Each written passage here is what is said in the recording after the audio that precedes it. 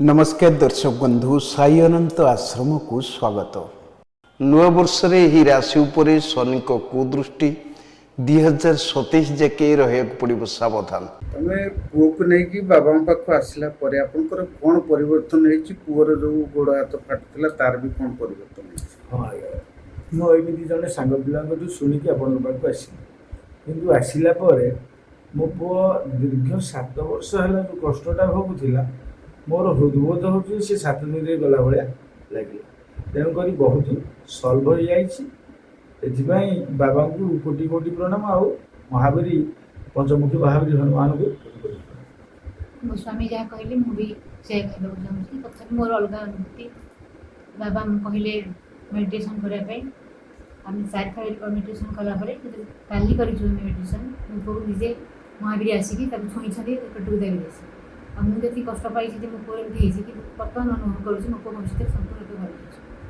अच्छा पुओ एडी आसिले परे मोर जेती माने कष्ट थिला म आगुरु जमा चाली पाउ नथली एडी जेती सप्ताह भीतर आसिलेनी माने मते एते भल लागछि हम तो चालियो छु बुलियो छु खेलियो सब भल लागछि आगु मु किछ करे को। ज्योतिष शास्त्र रे शनि देवता को न्यायप्रिय कर्मफल प्रदाता भाव ग्रहण करा जायछि।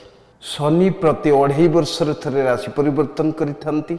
शनिकर प्रति गोचर राशि परिवर्तन समस्त जीवन में गभीर प्रभाव पकाई था। 2025 मसीहा मार्च मासरे शनिदेव कुंभ राशि जाई मीन राशि अवस्थान करथिले।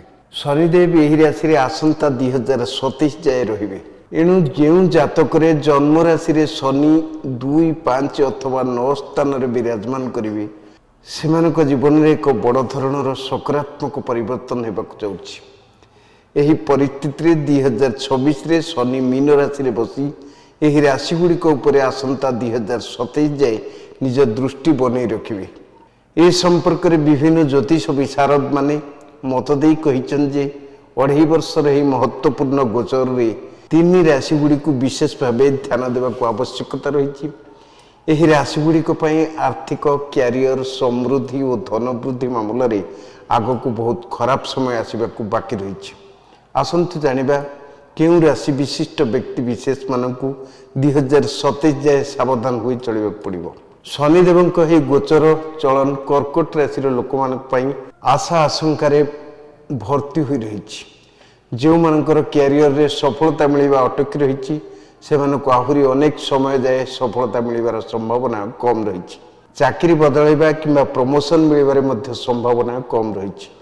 बेपार रे निवेश करिथिबा लोक मानकु मध्य उपयुक्त लाभ मिलिबो नाही।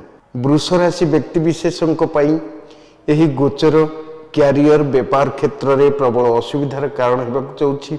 अधिक परिश्रम परे मध्य लाभ बहुत कम मिलिबो। ऑफिस रे अजथा कलह पदोन्नति रे असुविधा और समालोचना भली स्थिति सृष्टि हो पारे। संपत्ति और निवेश मामला गुड़िक क्षति होवार संभावना सर्वाधिक रही। यह छड़ा विभिन्न संपर्क में मनोमालिन्य बढ़िबा जोगु मानसिक अस्थिरता मध्य वृद्धि पाइब। कुंभ राशि रे वर्तमान शनिकर 7.5 चालीर शेष चरण जारी रही। शनिकर ही विशेष चाली जोगु कुंभ राशि व्यक्ति विशेषों क्षेत्र में चैलेंज सृष्टि करिबो। आयर नुआ स्रोत सृष्टि होवा परिवर्ते व्ययर परिमाण बढ़ी चलिबो। बेपार क्षेत्र में अचानक क्षति होवा सह सामाजिक प्रतिष्ठार आंच आसिबो। स्वास्थ्य ठू नहीं परिवार जाए सब क्षेत्र में असुविधा लगी रहिबो। अनेक लोक मानक पई एही समय बहुत अशुभ रहिबाकु जाउछि। धन्यवाद।